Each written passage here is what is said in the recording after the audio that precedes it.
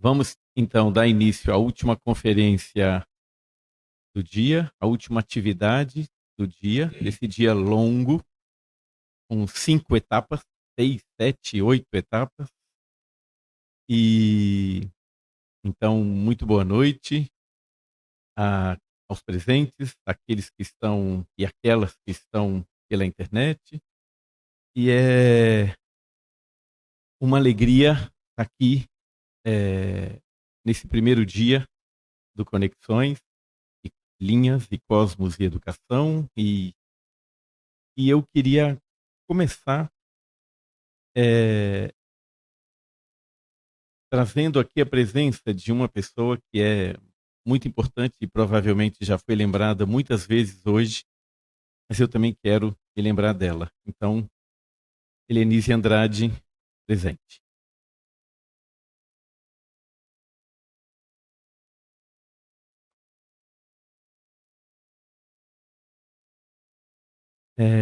Também é um prazer grande estar aqui com o Andrés Núñez, que é professor na Universidade Católica do Chile, e que eu conheci em 2022, quando nós estivemos juntos no grupo Cultura, Naturaleza e Território da Universidade de Buenos Aires. E aqui eu quero dizer que é muito triste, eu quero me solidarizar com todos e todas e todes, investigadores, investigadoras argentinos, porque nós dois, esse encontro meu com o Andrés, é um exemplo de como a ciência, as instituições de pesquisa e cultura e arte argentinas não são somente argentinas, são lugares de encontro não só também da América Latina. Então, que o desmonte que está a acontecer por lá não siga, ou seja, que as instituições argentinas, assim como todas as demais, continuem a ter a sua potência de encontro para além de uma sobrevivência.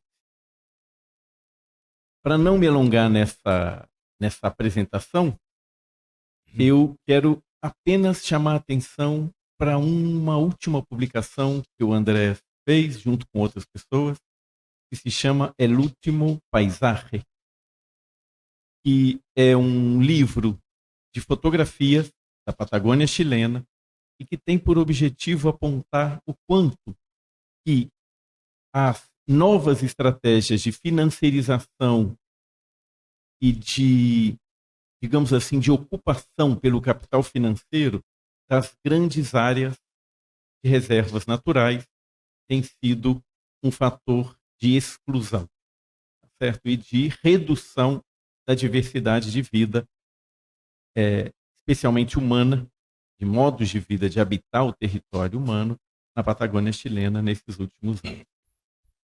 E, então, sem mais delongas, eu passo a palavra para Andrés Núñez, con mucho prazer, mucho gusto estar acá. Muchas gracias. Bueno, muchas gracias. Voy a hablar en castellano, no hablo portugués. El título de la presentación ha tenido un pequeño cambio respecto al... bueno, vamos a ir, mientras voy a ir hablando, se va a estar mostrando un video atrás. El título cambió la palabra estética por movimiento, porque tiene más que ver con el movimiento, con lo estético también, digamos, pero el movimiento es particularmente importante. Hay algo que dijo Silvio Galo en la mañana que me marcó mucho, es que lo que voy a exponer es algo que me viene incomodando, en cierto modo. Es algo que me interpela en una suerte de metamorfosis en que estoy y que hay un claro culpable en ello, evidentemente, y es son dos los culpables, Gilles Deleuze y Félix Guattari, evidentemente. Agradezco la confianza de Wenceslao Oliveira Jr., de Antonio Carlos Amorín y la amistad de Susana Díaz. No soy filósofo, soy geógrafo y me han pedido que hable desde allí, aunque algunos que han leído la presentación han dicho que es filosofía pura, pero bueno, no era mi intención, la verdad. Bien, lo he dividido como en 4 partes, así que inicio ahora por el capítulo número 1. Bueno, estamos viendo aquí algo que me voy a referir hacia el final. Tiene un sonido, pero no sé si eso va a ir acompañándonos o no. Si no, bueno, vamos así nomás. Bien. Llegué a Deleuze y Guattari, aunque suene gracioso decirlo, voy a tratar de ir hablando despacio para que se trate de entender. De repente hay algunas palabras que están en portugués que Venceslao me las marcó, tal vez las diga en portugués. Llegué a Deleuze y Guattari, aunque suene gracioso decirlo, por contingencia nada más. Son muchas las líneas que me acercaron a ellos, pero me gustaría resaltar una, porque tiene que ver con uno de los temas de fondo de esta propuesta. Mi primer proyecto doctoral era una crítica a la razón histórica, impactado por mis lecturas de Nietzsche, en favor de una razón hermenéutica, impactado por mis lecturas de Gadamer, en especial Verdad y Método, y que en una universidad conservadora como lo era donde cursaba mi doctorado, el proyecto de tesis obviamente fue rechazado. Después supe que Foucault también le había rechazado su proyecto de tesis y que me quedé muy tranquilo. Pero conocí a Nietzsche y eso, como ahora Deleuze y Guattari, me abrió un mundo, o mejor, muchos mundos. De todo eso han pasado ya muchos años. Como tal vez les ha sucedido a muchos y a muchas, mi vida ha sido muy distinta desde la apertura que me ha provocado su trabajo, y no me refiero únicamente a aspectos intelectuales. Nada fue igual, y su propuesta de crítica a la razón histórica, de Gilles Deleuze y Félix Guattari, como la de Nietzsche, me ha dado mucho sentido. Tal vez lo más mágico, Deleuze y Guattari me han permitido caminar de modo más libre, con menos centralidades a las que rendir cuenta. Por razones que tal vez son evidentes para muchos y muchas de ustedes, lo que comprendo por geografía no tiene nada que ver con lo que se proyecta en sociedad e incluso lo que se enseña en mi universidad. Por lo mismo, hablo desde ese paisaje. Para mis queridos colegas, hablar de poshumanismo o materialismo crítico es como vivir en Marte o en el lado oscuro de la Luna. Como antes me pasó con el concepto de imaginarios geográficos, me siguen diciendo que la geografía es ciencia y no poesía, me dicen. Lo dicen con cariño y yo juego el juego también con cariño. Es obvio que Deleuze y Guattari han sido del interés de muchas disciplinas. Busqué qué había en geografía de ellos y la verdad no encontré mucho, aunque 2 referentes muy importantes son precisamente de este país. Wenceslao Oliveira Jr. a partir del concepto de geografía menor y el de Rogerio Herbert a partir del de desterritorialización. Mas por otro lado, para mí los engranajes de un habitar geográfico diferente venían de la propia obra de Deleuze y del propio Guattari. En efecto, la crítica a la razón histórica, que como expresó Nietzsche, inmoviliza y agota, esgota, me pone acá Wenceslao. Con su orden conservador, se enlazó para mí con algo que el mismo Deleuze expresó y que una vez más me sorprendió y que tal vez muchos o muchas de ustedes no saben. Se confesó geógrafo, en la medida que lo que más le importaba era el espacio. En efecto, en una entrevista reafirmaba el privilegio que le confería a la geografía sobre la historia. Por eso cuando Deleuze expresó en Mil mesetas, Emile Plató, los devenires tienen más importancia que la historia, cierre comillas, aquello terminó por cerrar, echar o abrir todo un mundo para mí. Coexistencia se puso como alternativa a la razón histórica. Y eso, por decirlo de alguna manera, desordenó lo que en cierto modo era para mí una geografía demasiado subsidiaria de ese tiempo histórico. Me pregunté entonces, ¿es posible pensar la geografía sin referentes temporales molares? ¿Es posible proyectarla como un oficio de la coexistencia? Y en tal sentido, retorna a mí la pregunta que ya me había hecho de otro modo en mi inicial proyecto doctoral. ¿No es posible observar a la razón histórica como una axiomática de la máquina del capital, en tanto estrategia que colabora a sostener su empresa mundial de subjetivación? Desarrollo, modernidad, progreso parecen dialogar constantemente con aquella razón histórica. Bien, me gustaría compartir con ustedes una propuesta que vengo trabajando, aunque ha sido siempre un camino de intuición, de presentimiento, y en cierto modo algunos autores, como el propio Wenceslao o el propio Rogerio, ya la han reflexionado. Es absurdo plantearse como original cuando uno es el resultado de líneas, de trayectorias. No sé si lo dije, pero paradójicamente provengo del mundo de la historia. Soy doctor en historia. Y aunque hice mi postdoctorado en geografía, siempre me he considerado, como ya expresé, un geógrafo. Bien, aquí voy al punto que deseo exponer. El siglo XIX fue el siglo de los historiadores, como los economistas de hoy, en cierto modo, que como sacerdotes, a decir de Nietzsche, todo lo explicaban y eran poseedores, por tanto, del lenguaje del tiempo. Un lenguaje del tiempo que implicaba movilidad y dinamismo. El espacio, nada, algo pasivo. El idioma dominante fue el tiempo de los historiadores y fue así porque ese tiempo tenía origen y final. Iba hacia algo, progreso, modernidad, y venía de algo, humano, hombre. En el siglo XX, separar tiempo de espacio resultó muy absurdo y se fue comprendiendo que todo tiempo posee un espacio y que todo espacio es también dinámico, por lo que ya no fue posible disociarlos de modo tan nítido. ¿En qué estamos ahora? Tal vez aún allí, pero desde mi perspectiva es posible realizar algunas nuevas preguntas que nos abran un nuevo habitar para el oficio de la geografía.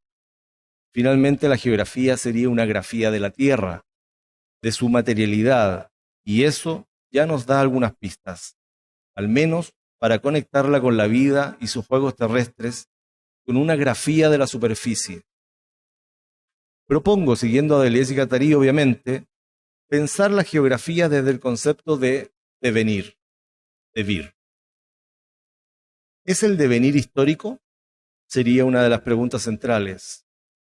Es evidente que pensar el devenir por fuera del tiempo nos dejaría sin formas, tal vez en una deriva sin sentido, pero en cierto modo el devenir, que no posee ni principio ni final, se instala como un modo de retirar a la historia su pretensión de progreso o de una línea recta hacia el futuro. El tiempo histórico es, desde esa perspectiva, finalmente, un tiempo cristiano. Pues bien, me pregunto, entonces, ¿es la geografía teleológica también? ¿Solo es abordable desde el ropaje que la historia le da? Una desterritorialización absoluta parece imposible, ¿o no? Lo parece en tanto es inseparable de la reterritorialización, o al menos de las desterritorializaciones relativas. En efecto, no debemos perder de vista que una desterritorialización es el paso, passagem, me parece, del territorio a la tierra, pero tampoco que esta fuerza es capturada en el paso siguiente, de la tierra al territorio, es decir, a la reterritorialización. Así, de vuelta al tiempo y a las formas. Aún así, insisto, no es posible trazar, comillas, paisajes inéditos, líneas de fuga y súbditos desvíos, composiciones insólitas, cierre comilla, de modo de hacer disrupción e invirtiendo el orden, pensar la Tierra por fuera de la forma histórica, que no es lo mismo que fuera del tiempo. Porque para pensar, dice Deleuze y Guattari, no solo hace falta el territorio, que podría ser parte de un tipo de temporalidad más estable, sino fundamentalmente se requiere la relación con la Tierra, y en tanto tierra nos induce a la tendencia del movimiento y a la fuga como elemento constitutivo del abandono del referente. Pregunto entonces, ¿puede la geografía ser expresión de esos juegos terrestres? Si conectamos la geografía con el juego, que es el elemento que voy a exponer al final, si conectamos la geografía con el juego, ¿no estaremos suspendiendo el fundamento de la temporalidad lineal que le impone a ella la razón histórica? Me quedo con la imagen de Heráclito, que decía que el tiempo es un niño que juega con los dados y que por lo mismo el reino es de un niño. ¿Qué tiempo es ese?, pregunto. Situar a la geografía en una esfera totalmente otra parece ser un imperativo, y por lo mismo reflexionar su vínculo con la razón histórica. Bien, lo diré ahora. Una geografía en juego con un hacer geográfico. El clima no es histórico, es una práctica o una política geográfica. La montaña no es un referente universal, es un modo de habitar la tierra. El riesgo, y los desastres no son humanos, sino pueden ser el sonido de la tierra. Capítulo 2. Crítica. A fin de reflexionar en torno a estas cuestiones, hemos venido hablando en clases, en ciclos de charlas o desde la escritura, de geografías nómades. Término evidentemente tomado del de Máquina de Guerra, de 1000 mesetas, para expresar nuestro interés por desplazar el pensamiento geográfico respecto de alguno de sus lugares comunes, establecidos históricamente, en tanto que disciplina moderna, eurocéntrica e imperial. Así nace la geografía. Desde cierto punto de vista, aquella geografía imperial, estatal, eurocéntrica, se ha desenvuelto en un espacio cerrado, fechado, regulado por imágenes que de tan dictatoriales nos resultan naturales, eternas, trascendentes. En Chile, por ejemplo, el órgano oficial de la geografía es el Instituto Geográfico Militar, aún hoy, en el siglo XXI. Lo que al menos a mí me lleva a la Royal Geographical Society inglesa y su rol en los procesos de colonización de África, por ejemplo. Bien, el concepto de nomadismo me interesa y resulta muy virtuoso para empujar la disciplina al campo de un espacio abierto, de un espacio vagabundo, que desde su caminar o desde un hacer ya no va de un punto a otro, la línea matemática tan del gusto de la geografía actual chilena. Otro espacio, diría Foucault, un espacio que no se deja atrapar, aprisionar. ¿Qué tiene que ver, por ejemplo, el espacio de los habitantes de un río con el que se proyecta desde los centros nacionales? En mi experiencia hay una cuestión así. Fui por años colono y pescador en la Patagonia chilena y vivía en una isla que estaba justamente a un costado de la desembocadura de un río muy caudaloso. Sin luz, sin caminos, sin servicios, sin celulares, ese espacio nada tenía que ver con Chile. Subíamos el río como quien recorre un camino. Nuestras relaciones espacio-tiempo eran otras. Distante de los fabricantes de ciertas imágenes espaciales, sean ellas nacionales o globales, aunque, evidentemente, también esos trazos nacionales o globales nos constituían, pero no eran nuestro centro, por decirlo de algún modo. En este sentido, hablar de geografías nómades también es establecer una relación con la crítica, específicamente con la crítica a las imágenes, en tanto materia prima del pensamiento geográfico imperial estatal. Por lo mismo surge la pregunta: ¿es posible reconocer en las imágenes geográficas estadocéntricas un juego regulado, estable, circunscrito, reducción que inevitablemente implica una temporalidad histórica como punto de partida? Creo que podríamos coincidir en que desde el nomadismo nos interesa una forma de indisciplinar a la disciplina geográfica. En otras palabras, constatamos que la geografía a la fecha ha colaborado en general en la consolidación de imágenes demasiado fijas y estáticas, bloqueando el desplazamiento hacia otros mundos posibles, es decir, ha puesto la atención en, como expresa Groys, la contemplación repetida de una misma imagen.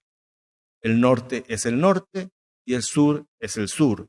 Y pareciera que en la multiplicidad de existencias o perspectivas posibles, más allá de esas imágenes dictatoriales, son vaciadas de todo proceso de creación en la medida que quedan ancladas, ancoradas, a un tipo de interioridad o trascendencia que las deja quietas.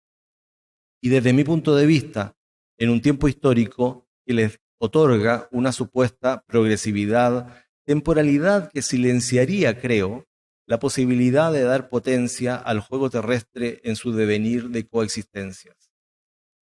Pensar en indisciplinamiento no es en principio fabricar barricadas, no es el león de Zaratustra de Nietzsche, aunque claro, no se distancia irremediablemente de la posibilidad de una insurrección. En cierto modo, hacer indisciplinamiento es proponer una nueva composición del caos, tal vez una redefinición de la política, de las relaciones, de las mixturas. Por cierto, un modo distinto de habitar el mundo. Me parece, o deseo verlo así, que la indisciplina que proponemos a través del concepto de geografías nómades sea lo que el filósofo italiano Bifo Berardi expone recientemente en su último libro bajo el concepto de desertar. Así como hacer indisciplina puede ser un acto de desvío, de bifurcación, no incompatible, como dijimos, con la insurrección, desertar no es huir. Porque surge la pregunta, ¿qué se defiende cuando decimos mundo libre o democracia o valores occidentales? Todas palabras escritas con mayúscula. ¿Qué se defiende cuando decimos libertad? Cuando en nombre de ella, Javier Milei, presidente de Argentina, produce el despojo que está llevando a cabo. ¿Y qué se defiende cuando decimos norte o sur? ¿O qué cuando decimos sustentable? Cuando la principal empresa global, allí donde están los grandes capitales del mundo, es Aramco, una petrolera. Creo que se defiende precisamente la mayúscula, el acento trascendente de sus imágenes, y en tanto trascendentes, su acento es histórico. Indisciplinar, entonces, tal vez como desertar, lo entendemos como la posibilidad de vivir entre minúsculas, como un archipiélago de umbrales que busca movilizar las imágenes y por tanto retirarles su ropaje de tiempo histórico. Por lo tanto, retirarles su ropaje de tiempo histórico puede ser una posibilidad muy necesaria y colabore con aquella deserción. Decía que pensar el indisciplinamiento no es gratuito, porque, por ejemplo, si consideramos que el mundo es siempre relación de fuerza, no parece posible hacer nuestro trabajo por fuera de una de las fuerzas que tanto marca, como lo es el capitalismo. ¿Es factible aquello realmente? En ello el trabajo de Deleuze y Guattari nos parece es una continuidad del materialismo histórico de Marx, aunque precisamente sin la categoría de tiempo histórico como elemento central y desde una actualización en la identificación de una maquinaria axiomática que desea homologar el yo, social, con el yo, individual. No se requiere de unas disciplinas para que ese engranaje se articula, no se requiere de unas disciplinas para ese engranaje que articula las relaciones de fuerza. ¿Por qué las disciplinas en este horizonte cumplen un papel fundamental? En tanto fabrican y confeccionan las mayúsculas, siempre las imágenes que ordenan el resto de los mundos. Indisciplinar sería entonces más un modo de desplazar que de enfrentar. Esto es lo que nos atrae tanto de Deleuze y Guattari, que su poshumanismo, su materialismo, no olvida la crítica a las fuerzas que buscan sedentarizar, medir la tierra o distribuir en el tablero de ajedrez. Entonces, la indisciplina es importante. Como el desertar de Bifo o el martillazo de Nietzsche, lo indisciplinar nos lleva a invertir el ejercicio geográfico, y es allí donde las geografías nómades adquieren potencia desde mi punto de vista. Indisciplinar es, desde cierta perspectiva, un modo de fabricar un espacio-tiempo intempestivo, no histórico, no único, sino múltiple. ¿Cómo invertir el ejercicio geográfico? La geografía, tal vez como la mayoría de las disciplinas, en tanto disciplinas o disciplinamiento, edifica su ejercicio académico en la ratificación de las imágenes geográficas que naturalizadas configuran su realidad. En otras palabras, la geografía en general trabaja en reafirmar la soberanía de la imagen geográfica ya instalada. Por esto es que es una ciencia de Estado, en tanto busca agrupar el saber desde las condiciones y exigencias del proceso de su naturalización. Esto nos lleva a un asunto que creo es de fondo.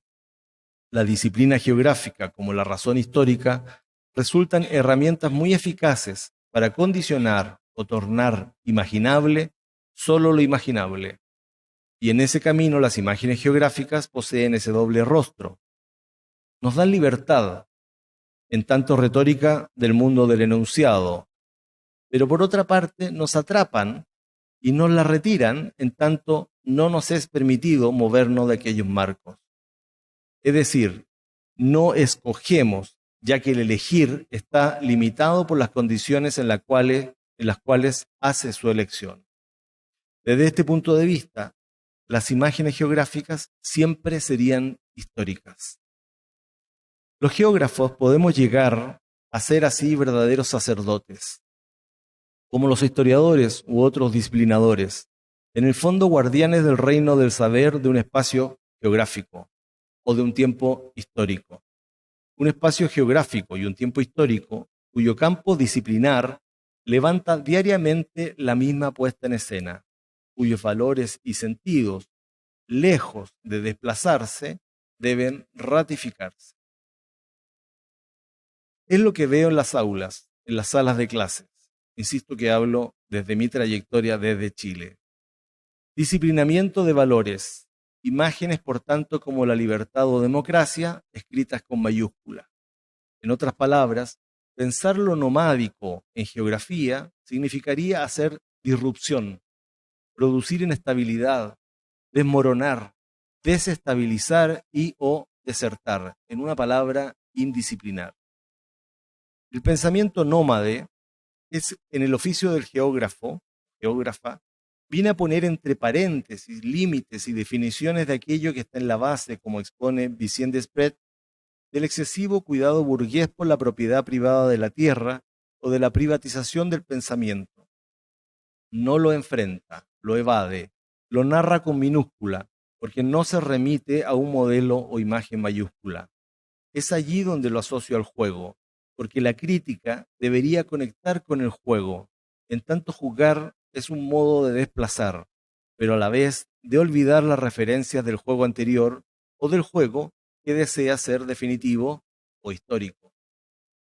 No es el niño, niña, crianza, el que torna las cosas hacia un valor de uso y no como valor de cambio. Capítulo 3. Devenir, creación. El territorio como lugar de paso. Una geografía nómade, comprendida como deserción, me remite a Rancière. En tanto podemos pensar también el acto de la crítica como política, en la medida que es un desplazamiento de lo asignado. Significante, un desplazamiento del significado. Por lo tanto, lo que se dice política no es esta política. La otra política lo que hace es reafirmar lo asignado y no desplazarlo, ¿se entiende? Desde nuestra perspectiva, el acto de crítica como desplazamiento y creación no puede comprenderse como libertad, porque componemos con las imágenes que disponemos. En esto, incluso, vincular creación con arte puede ser complejo y engañoso. El arte, como el pensamiento geográfico o la razón histórica, muchas veces solo nos remite a un museo más, a un lugar del estar fijo, donde lo creado o la creación incluso se encuaderna justamente como libertad humana, como subjetividad de esa libertad. En este tránsito muchas veces hay toda una relación de poder inevitable, porque habrían ciertos humanos capaces de crear respecto de otros que no poseen esas condiciones de composición. Como si esos humanos privilegiados, los artistas, puedan alcanzar a tocar modos de verdad. En esto entramos otra vez a una manera de comprender el arte como relación de poder, y al menos desde este punto de vista los artistas, lo mismo que los historiadores o los geógrafos disciplinados, serían también sacerdotes. Una geografía nómade en este marco, volviendo a la idea planteada, no podría ser un componente más de la historia.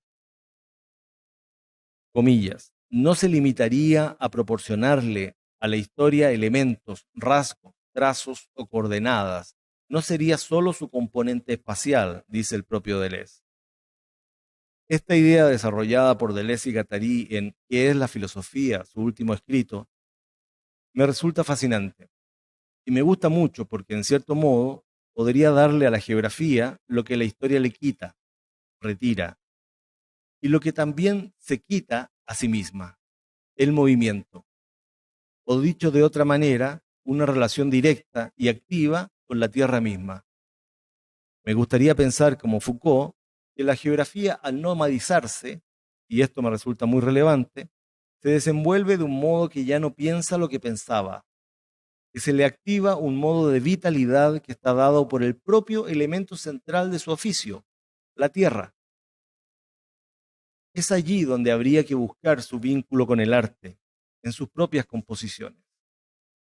Desde este punto de vista, nomadizar la geografía es un modo de distanciarse de la abundancia, del modo privatizado con que se ha proyectado el saber geográfico, tal vez así de triste, para mí, como heredero del propio proceso de acumulación originaria. La indisciplina de la geografía nómade compromete empobrecernos o vaciarnos de algo, partiendo por vaciar, es vaciar, lo geográfico de la geografía. Y en esto leo ahora las palabras del escritor chileno Pedro Lemebel, todo el mismo una aventura del desplazamiento. Comillas, ¿cómo puede haber gente dueña de tanto horizonte? ¿Cómo puede haber gente tan enguatada, gananciosa de paisaje? Me parece obscena esa glotonería de tanto tener. Me parece increíble, Pedro Lemebel. La grafía de la Tierra, por tanto, no puede estar hecha, feita. Nunca puede estar resuelta o finalizada. Su territorio siempre es solo un lugar de paso, porque siempre está desertando. Siempre es indisciplinada.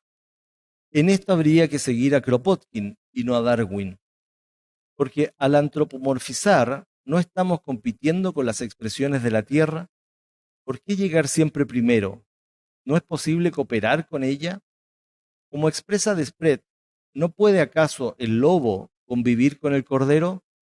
Dice Desprez, comillas, hay un evidente contraste entre Darwin y Kropotkin. Ambos reclutaron a los primates en proyectos, a fin de cuentas, bastante diferentes. La rivalidad o competencia para Darwin era la solución, pero los salvajes que tanto espantaron a Darwin lograron movilizar a Kropotkin en un proyecto totalmente distinto, el de exigir cortesía para con ellos, el de hacerle las preguntas correctas, que no son necesariamente las nuestras.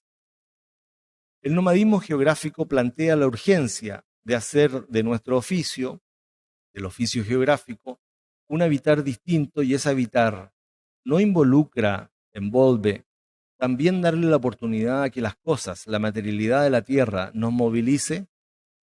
Y no es aquello una oportunidad para dar acogida al juego terrestre, en tanto el juego es lo que falta.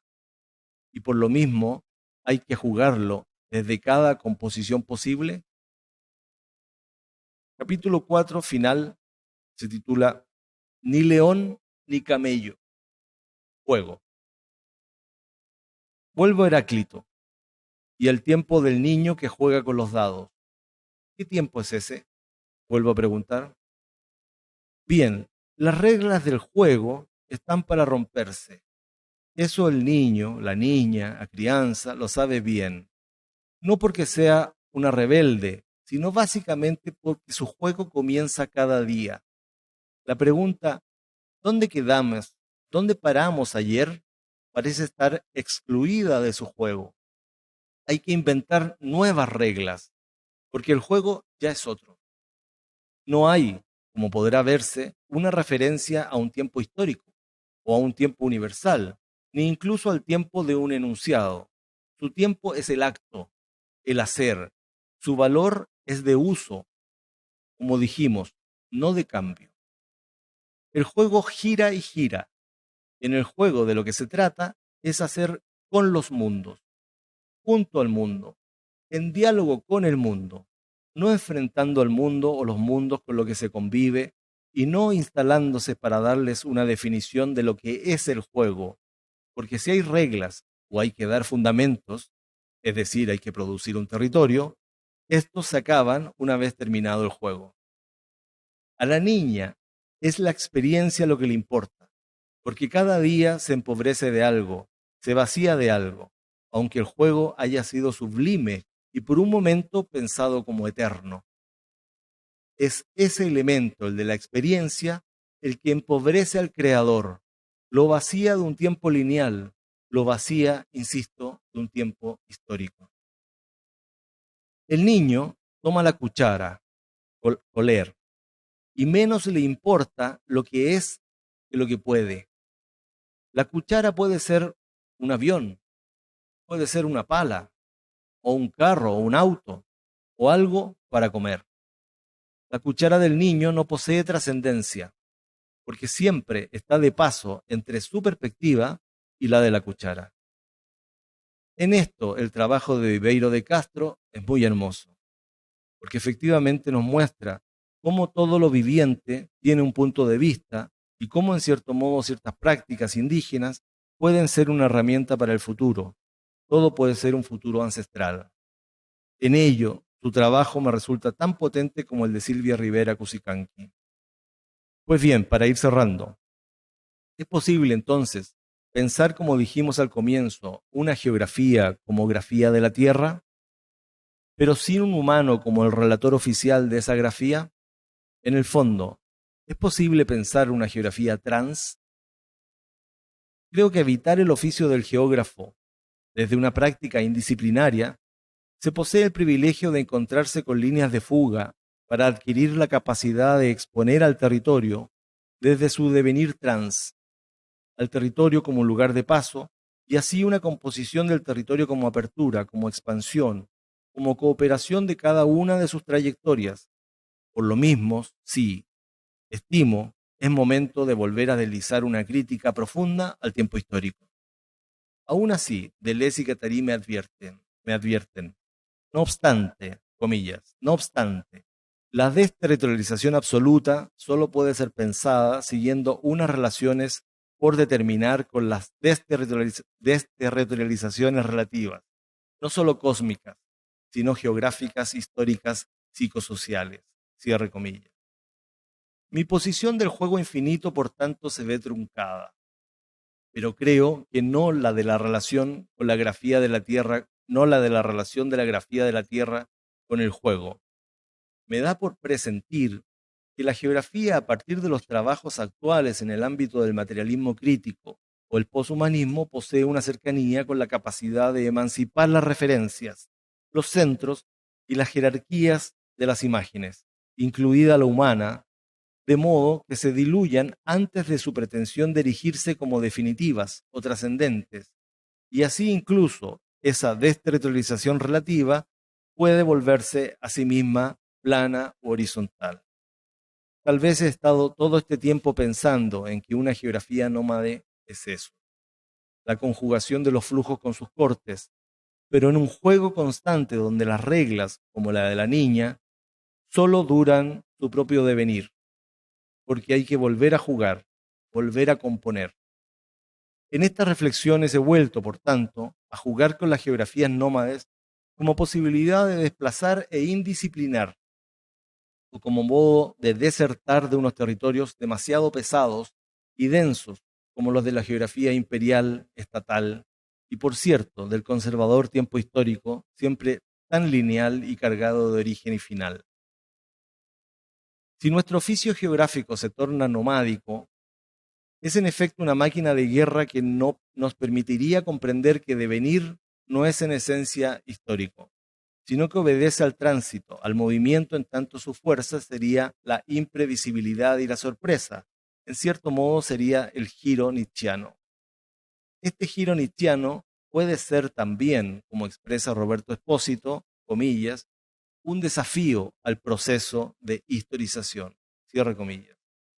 En otras palabras, un tiempo que se compone desde y con otros tiempos, un tiempo múltiple, ya no histórico. Bien, para terminar diré esto. El juego es lo más serio que hay. Las niñes son jugadores del futuro, seres para nada extraterrestres. Al revés, tal vez los niños son los más terrestres de todos frente a los alienígenas que somos los adultos y nuestras disciplinas. ¿Por qué? Desde mi punto de vista, básicamente porque las niñes abandonan al referente, no miran hacia arriba, a esa autoridad identitaria que los inmovilizaría y claro, aunque al cabo de los años los adultos les quitamos su movilidad, su creación diaria puede entenderse como una grafía de la tierra donde parece haber mucho más flujo y expresión amorosa de los elementos de esa tierra que la delimitación de las reglas para todos los días, para todos los meses, para todos los años, para un tiempo histórico. El juego del Niñe es, por tanto, lo más cercano a como veo las geografías nómades, una conjugación del caos, y en esa conjugación la crítica es posible, es decir, el juego del desmontaje y el montaje para desmontar otra vez. Los adultos les decimos, ya crecerás y verás que la vida es seria, ya madurarás. ¿No posee aquella maduración la carga de una razón histórica? Visto así, es una vida para la muerte y le quita la vida a la vida misma. Mientras he estado hablando, hemos estado viendo todo este tiempo el trabajo de Theo Jansen, artista holandés. Yo creo que muchos lo ubican. A mí me dejó impactado, la verdad, su trabajo.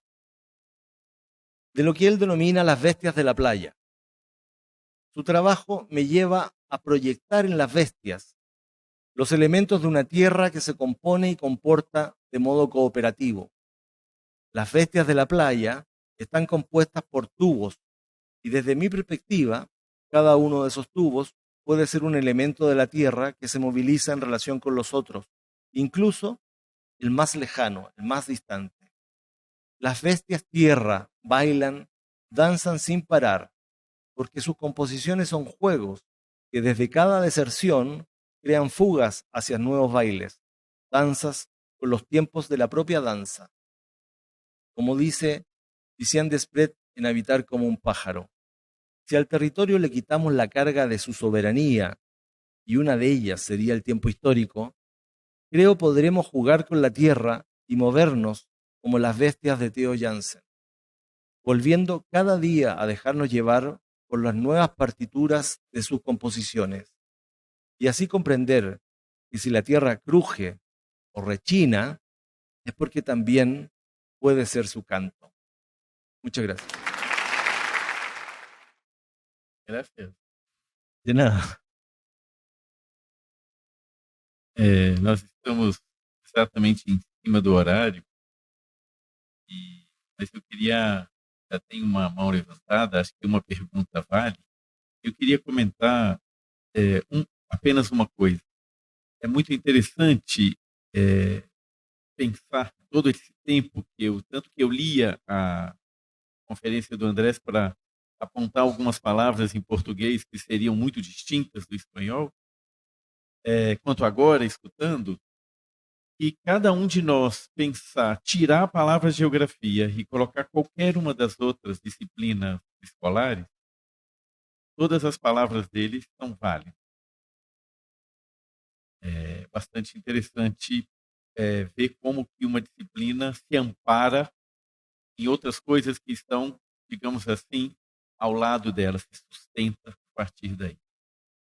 Então, para não me alongar mais, Passo a palavra para o Patrício para que ele faça a única pergunta da noite. Não, o Sebastião também levantou a mão. E Gifredo, temos tempo, Antônio? Eu que mando, então sim, 3 perguntas. São 3 países diferentes, eu não posso criar uma contenda diplomática.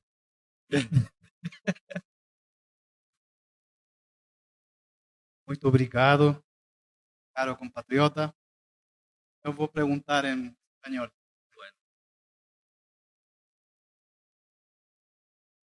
Voy a ordenar un poquito. Bueno, muchas gracias. Creo que hay un punto de encuentro entre la geografía imperial con la filosofía imperial, porque la geografía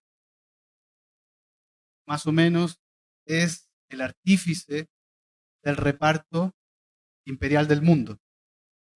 Y hay un personaje nefasto, poco conocido, Ratzel, el de la biogeografía, donde identifica los límites imperiales con el propio límite del mundo. No habría distancia entre el límite que traza la geografía con el límite de la vida misma. Y esas ideas de Ratzel son muy importantes para el extractivismo moderno. La filosofía funciona más o menos igual. El reparto imperial del mundo en la geografía es tributario del reparto de la razón entre quienes piensan y quienes no. Y en ese sentido, ambas comulgan en un mismo punto, en la hibris del punto cero, como diría Santiago Castro Gómez, porque ambas pretenden hacer su ejercicio desde la pura neutralidad, desde el puro saber. Y aquí viene el problema, porque la geografía como juego o nomadizar la geografía sería un trabajo y un proceso constante. Yo creo, y ahí es mi diálogo contigo, que puedo aceptar la necesidad de nomadizar la geografía, así como el trabajo de nomadizar geografía y filosofía deben ser nomadizadas, pero no podemos tener o dejar de tener a la vista el ejercicio imperial del pensamiento y el ejercicio imperial de marcar el mundo con límites. Y ahí creo que hay un aporte que se puede hacer en relación con la geografía y esta distinción que hace Deleuze, sobre todo, también Deleuze y Guattari, sobre una geografía intensiva y una geografía extensiva. Una geografía que es sobre todo mental y una geografía que insiste en volver a situarnos en ese reparto colonial o imperial del mundo. Entonces, es una provocación sobre todo porque es muy malo, desde mi punto de vista, darle la espalda a aquellos que están con el cuchillo trazando márgenes detrás de nosotros. Porque pienso que abandonar la tarea constante de nomadizar nos puede encerrar en una burbuja. Bien. ¿Cuál? Hoy vamos a hacer tres bueno. preguntas, tú respondes y nos vamos. Sebastián y Igual podemos Sigifredo. seguir conversando después también. Sí, sí. Empecé por el sur y ahora Colombia y después México. Hay que invertir todo.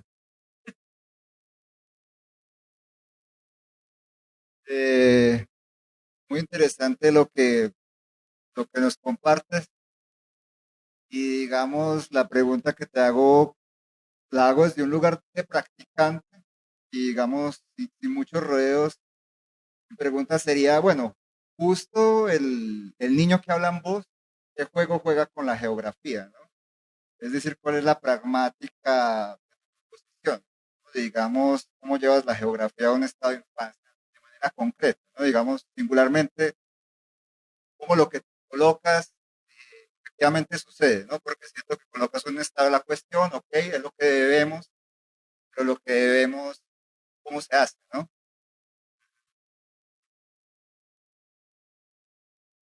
Digo, más allá, digamos, del holandés, ¿no?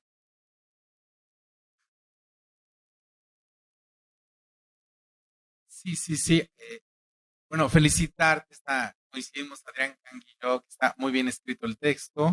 Gracias. En principio se agradece eso. Y en la misma sintonía de las anteriores preguntas, me parece muy provocador este giro nietzscheano de la geografía, esta invitación a una geografía nómada, a una geografía en movimiento.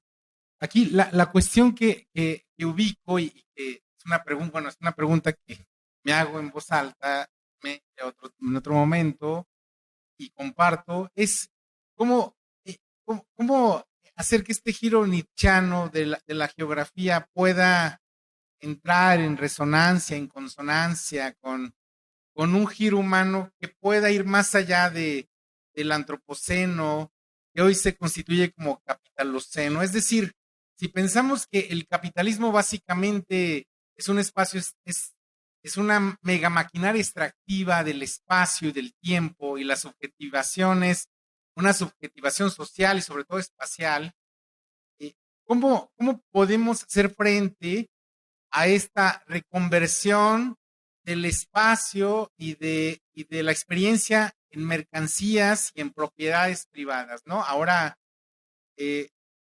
estuvimos en la Fazenda Roseira y veíamos cómo un espacio autónomo tiene que lidiar con incendios, tiene que lidiar con la especulación inmobiliaria financiera, y creo que en México la experiencia del zapatismo ha sido similar, del EZLN, cómo la constitución de los espacios autónomos, cómo generar estos espacios autónomos en consonancia con otras formas de producción de vida frente a este capitalismo de muerte, frente a este capitalismo que reconvierte todo en mercancía y privatiza el espacio, ¿no? Entonces, ¿cómo hacer que esta geografía pueda generar otras propuestas? Yo creo que las nociones de devenir y mesetas, dado que en lugar de la historia hay que plantear el devenir y la meseta como umbral, pueden abrir resquicios, ¿no? Pero no tengo la respuesta.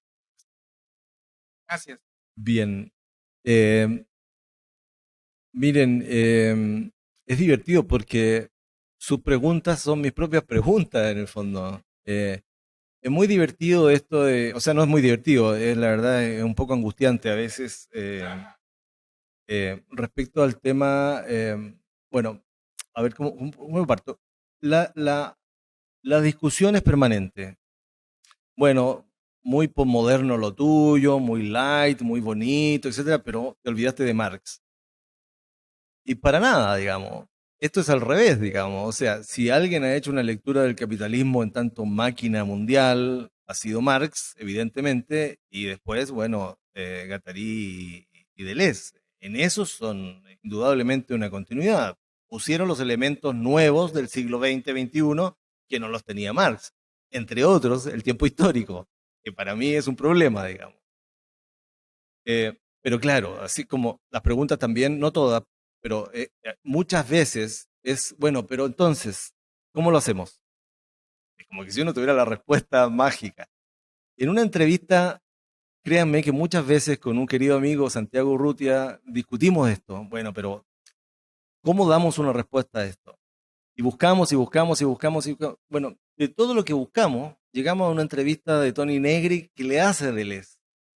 Y le pregunta, de hecho, le dice, bueno, pero dame soluciones para la revolución, dame soluciones para... Y Deleuze contesta increíblemente, machacando tal vez, repitiendo lo que viene exponiendo, a partir de lo menor, a partir de lo molecular, digamos, del desplazamiento y de la creación menor para salirse del modelo y que el modelo quede vacío en sí mismo, en cierto modo. Lo menor nunca, como bien se sabe, puede generar mayoría, digamos, porque si no, replica. En eso, tal vez la fábula de Nietzsche me parece fascinante, digamos, porque no es el camello es la cultura, lo sabemos. El león, eh, bueno, reemplaza al camello, pero al cabo del tiempo va a tener la joroba, digamos. Entonces yo tiendo a ver en esto, en este desplazamiento niño-niña, el devenir menor, en cierto modo. Ahora, ¿cómo llevamos? Voy a tratar de hacer una conexión con lo que planteó la otra persona, digamos, respecto a, sí, a Sebastián. Lo que pasa es que, como dije, yo fui colono en una isla en un tiempo donde no había nada, de nada, de nada. Solo había lluvia y un barco cada 15 días venía a dejarnos comida, digamos. Y teníamos un hacha y era todo lo que teníamos. Y sacábamos, vendíamos alga. Bueno, lo que yo viví ahí fue la relación espacio-tiempo que no tiene nada que ver finalmente como dije, con esos espacios temporales que se instalan como fijos, estáticos, y a donde todos debemos mirar como de algún modo ir a la misma sala de cine todos los días, digamos, y ver la misma película. Entonces, a partir de esa experiencia, yo creo que el nomadismo de la geografía o la geografía nómade, bueno, yo claramente soy un bicho raro en geografía, digamos, que todos están tratando de adornar la misma imagen, digamos. Yo me trato de fugar con las herramientas que tengo, digamos. Pero quiero empujar a los alumnos y las alumnas a que tratemos de ver esos otros espacios-tiempos, digamos. Que seamos capaces de entender de que Chile no es un país largo y angosto, que esa es una imagen, y que junto al Chile largo y angosto conviven miles de imágenes, que son espacio-tiempos menores, que están ahí practicándose. Entonces, yo tengo o sea, hay un concepto que le llamo el país de las cuencas. El país de las cuencas viene a ser el país horizontal. No es una metáfora del siglo XIX, es un país que existe al día de hoy, digamos. Entonces, ahí conecto con lo que dijo Patricio, en cierto modo, en tanto que no podemos dejar de desarmar la imagen dogmática. Sí, no debemos dejar de hacer el desmontaje de las capturas identitarias que hace el capital. Y en paralelo, no podemos dejar de pensar estas otras temporalidades, estos otros espacios que escalarmente son muy distintos, digamos, respecto a la escala dominante, por decirlo así. Entonces, a mí me parece ver, en el caso de Chile, y lo insisto muchas veces, Chile no es un país largo y angosto, les digo siempre. Mi hija me dijo, la primera vez me dijo, pero papá, te volviste loco si es largo y angosto. Bueno, después de un semestre logro convencerles de que hay miles de mundos funcionando en paralelo y que solo vamos a la misma sala de cine todos los días, digamos, pero que podemos salirnos para entrar a otra sala de cine, digamos. No sé, creo que hablar mucho más porque en realidad son preguntas también las que tengo. ¿De qué país eres?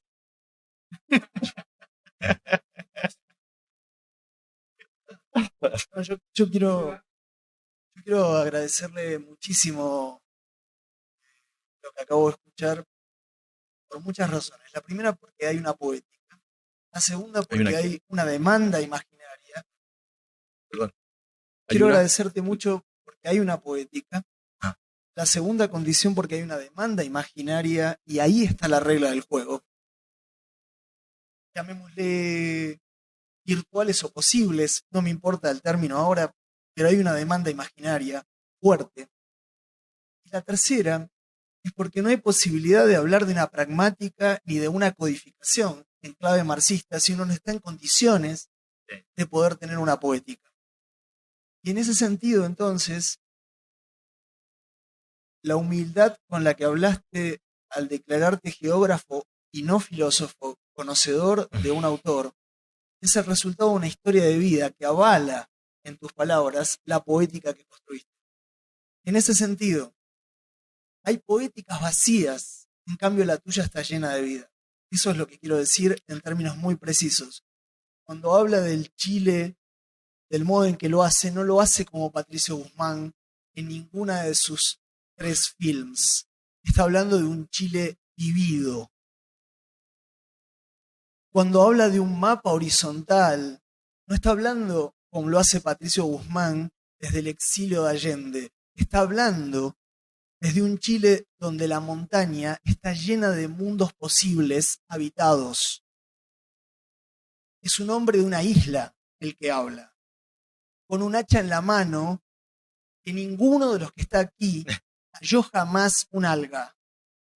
Entonces digo, ¿qué pragmática podemos pedir cuando a veces solo jugamos con el lenguaje?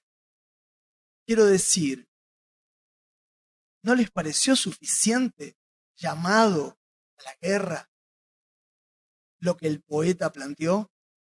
No necesitábamos un poeta geógrafo. ¿No era eso lo que finalmente Deleuze siempre escribió? Perdón, quería decir esto porque me maravilló que alguien pueda decir desde la experiencia vital, yo no soy filósofo, hablo desde la geografía. Gracias, Adrián. Un honor. Muchas gracias. Voy a dar un último ejemplo. Perdona. Un último ejemplo a partir de lo que dijo Adrián. Es cierto, viví muchos años en una isla, pero también después tuve un trabajo que fue muy divertido porque me contrataron por haber vivido en la isla y después me ponían un mapa de Chile y me marcaban un círculo y me decían, anda, esta parte no la conocemos. Y yo tenía que ir y andar con caballos y bajar los ríos porque eran áreas muy raro, no exploradas. No exploradas, entre comillas, para un punto central. Lo cierto es que nos metíamos a la montaña, a la cordillera de los Andes, a caballo y con pilcheros, que son donde uno lleva la carga, digamos, y subíamos, y yo me creía el explorador, y bueno, iba ahí, llevábamos un pilchero solo de whisky porque hacía mucho frío, etc. Y cruzábamos de un pueblo a la cordillera, sí, a otro valle, en 3 días. Acampábamos aquí, acampábamos allá, bueno, qué sé yo. Y en un momento uno de los guías, Tito Carrillo, me dice, no, nosotros siempre fuimos, antes de que existieran las carreteras, era esto, antes que existieran las carreteras, dijo, no, nosotros siempre fuimos de este punto a jugar a la pelota, a jugar fútbol. O, evidentemente, jugar fútbol era beber 2 días después también. Y volvían. La montaña, para ese espacio-tiempo, nunca fue un impedimento. Ellos vivían en un umbral o en una dimensión que era otra. No desconocían la relación con la nación o con lo global. Pero a mí me pareció muy loco eso, porque mucha gente en muchos lugares vive otras dimensiones. Perdón. Bueno, ¿tienes certeza que tu pregunta era un comentario? Dale. Es el Sí, último, sí, dale. porque estamos muy distantes ya. No, yo creo que una de las claves a la pregunta de Sebastián, que cómo, que frente al hay que, me parece que en el punto de crítica, como sugirió, en la palabra, en vez de la crítica como La insurrección, digamos, así como el león. a la del desplazamiento. Sí. Ahí está, me parece una clave porque el desplazamiento de la mirada, el desplazamiento del cuerpo, de la cuerpo, no la crítica trascendental, de eso voy a hablar yo el mañana, no la crítica trascendental desde las alturas sino los desplazamientos, buscar un escondite, un refugio. Nosotros en la Argentina estamos buscando un refugio.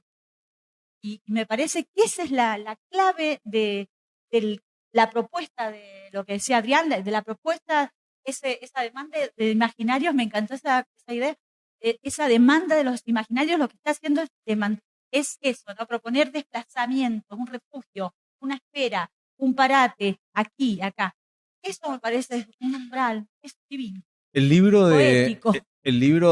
recomiendo el libro Desertar de Bifo Berardi, el último, que es de Prometeo, que salió ahora hace un mes atrás, porque el concepto desertar es un concepto muy potente que uno piensa a partir de lo que tú decías, Patricio. Digamos, uno dice, bueno, entonces el capitalismo nos ganó, nos vamos para la casa. Pero esa huida, que no es una huida, que puede ser una insurrección, pero no es una insurrección, es algo que es muy interesante leer en el libro de Bifo Berardi, Desertar. Muchas gracias. Gracias, muito buenas noches. Boa noite para todos. Eu acho muito bom que a gente saia daqui com tantas perguntas. Ok? Obrigado. Obrigado, André. Gracias.